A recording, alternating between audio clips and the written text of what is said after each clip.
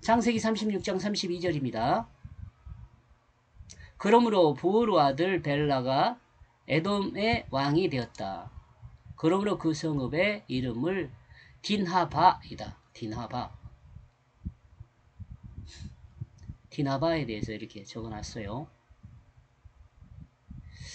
여호수아 15장 21절에서 유다 자손의 지파의 남쪽으로 에돔 경계에 근접한 성읍들에 대해 언급하면서 여호수아 15장 49절에 딘나와와 기랴산나 곧 드빌, 이 드빌이 나옵니다. 이때 이 딘나의 의미가 재판하는 장소를 의미합니다. 이 단어를 생각하면 본문을 살피고 이 단어를 생각하며 본문을 살피면 부올의 아들 벨라가 에돔 왕으로 있을 때 그의 일은 주로 재판하는 일을 했으며 그가 거하는 장소가 디나바였을 것입니다.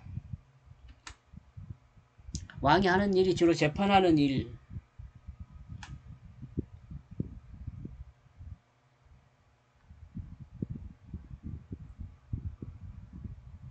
에돔의 특징은 가나안의 문화를 대표한다고 볼 수 있습니다. 그리고 그 문화의 문제는 부모와 자식의 큰 구별이 없다는 것으로 에서와 로단과 아나와 또한 올리바마를 통해 알 수 있습니다.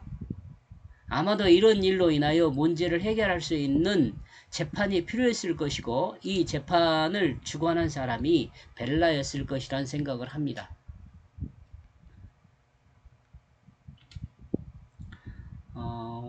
고대뿐만 아니라 여러분이 알고 있는 그 신라의 골품 제도라는 것도 있잖아요. 여러분이 아는 것처럼 신라의 골품 제도도 이런 거 못지않게 그 어떤 가족의 문화가 만들어져 있어요.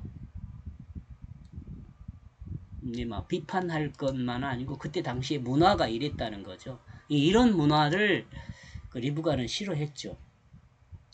이러므로 벨라는 불붙은 심정의 사람들의 불을 끄는 일을 했을 것이고 이를 표현하는 말이 그가 삼킴으로 표현했을 수 있습니다.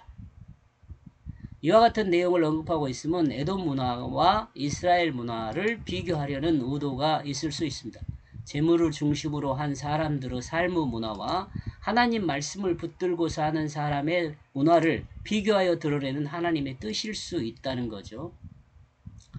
지금 이렇게 이야기하는 것은 뭐예요? 불을 붙이다, 그가 삼키다, 붓다, 판단의 장소 이런 그 단어들 때문에 이런 설명을 하고 있는 것입니다.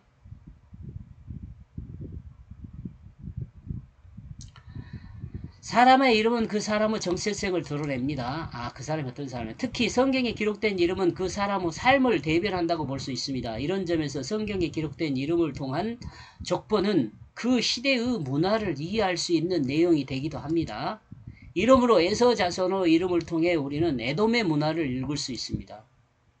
그리고 성경이 이와 같은 가나안 지역을 다스리던 에돔의 문화를 소개하므로 이와 같은 방법으로 그래야겠네요.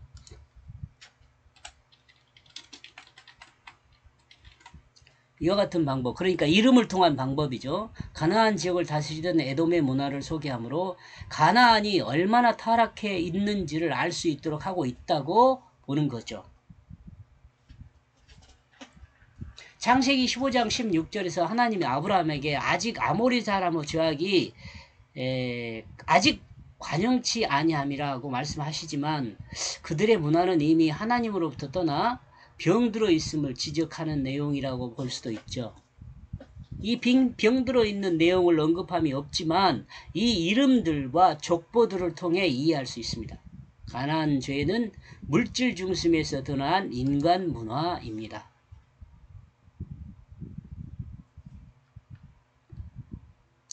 세속 문화와 그리스도인의 문화는 언제나 이 땅에서 비교되어야 합니다. 그런데 안타깝게도 그리스도인의 문화가 세속 문화를 닮아 이제는 구별이 안 되는 경우까지 이르렀습니다. 하나님 말씀을 붙들고 사는 그리스도인의 문화는 하나님 말씀 중심의 문화가 되어야 합니다. 말씀 중심의 문화는 하나님 말씀의 뜻이 그 육체를 사용하는 그 삶을 추구하는 영적인 삶입니다. 복잡하지만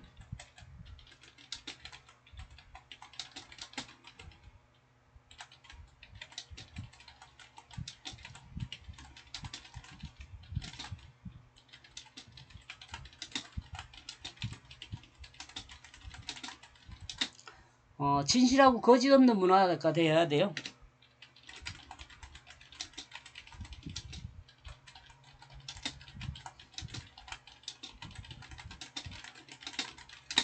이렇게 돼야죠. 아멘. 우리 이런 문화 만들어 봅시다.